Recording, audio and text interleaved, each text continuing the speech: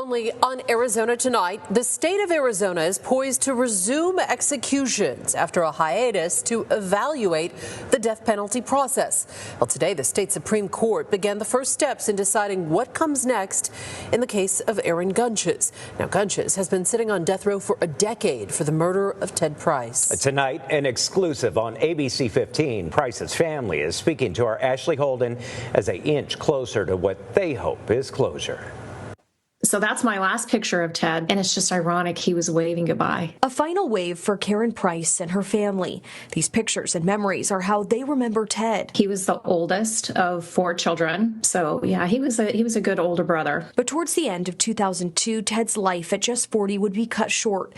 He left his family in Utah for the Valley, temporarily planning to stay with his former partner. So he called Kat, asked if he could live with her, just until the school got housing, which was supposed to be like a week. This was right before Thanksgiving. And he left on a bus on the 17th of November, and we never heard from him. His sisters eventually calling anyone they could, trying to find Ted. I would spend the days calling hospitals and police detectives and stuff like that, trying to get somebody to listen. I never in my wildest dreams would believe that what happened.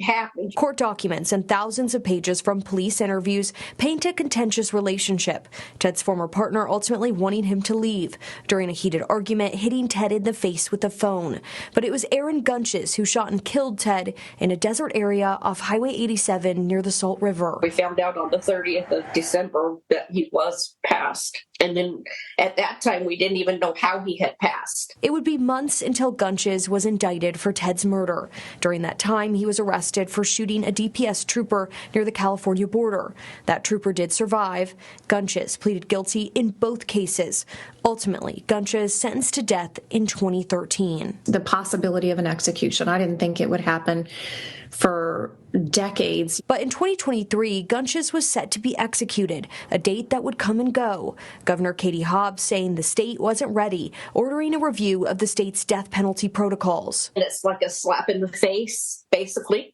A slap in the face, a big letdown. Karen, a Ted's own daughter, filed lawsuits, but they were left waiting until November 2024, when Governor Hobbs fired the judge working on the review. Attorney General Chris Mays calling the Price family. And she said, we're going to issue his warrant. And I thanked her. You are hoping that this gets carried out, that the sentence gets carried out. Yeah, I actually think it will. Karen knows each family member has their own opinions and feelings, but she wants to be there. All I could say to the people who have very strong opinions about the death penalty and are against it is walk in my shoes and then tell me how you feel. It needs to be over. I don't know that that'll make a difference. As I said, the nightmare's the nightmare. Ted's sisters speaking out now, hoping to bring some of the focus back to their brother. He should be brought back to the forefront, and somebody ought to think about that victim. That's what I want everybody to remember, is a very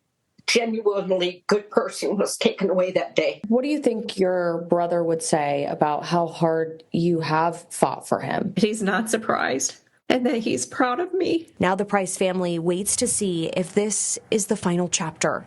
For Arizona Tonight, I'm Ashley Holden.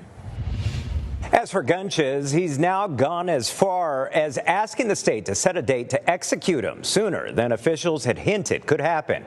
But there are groups like the ACLU of Arizona who believe the state is not ready. This after the judge working on that independent review was fired and his working rough draft was released. That draft cited numerous concerns, including the execution team, chain of commands, and the storage of lethal drugs. The ACLU was one of the organizations who held a press conference back in December calling for more transparency. Tuesday, their legal director sat down with us as the state Supreme Court considers a briefing schedule which could ultimately lead to a request for a warrant of execution. The whole point of the independent review is that you take the Department of Corrections out of it, right? You need independence in this type of review. I mean, the governor and the AG themselves said we need an independent review, and then now suddenly they're telling us, no, never mind, just trust us. And that's not good enough. The Arizona Department of Corrections documented their own review listing changes they have made. The director told the governor they're ready to resume executions. Ashley Holden will continue to follow those legal developments in the coming days.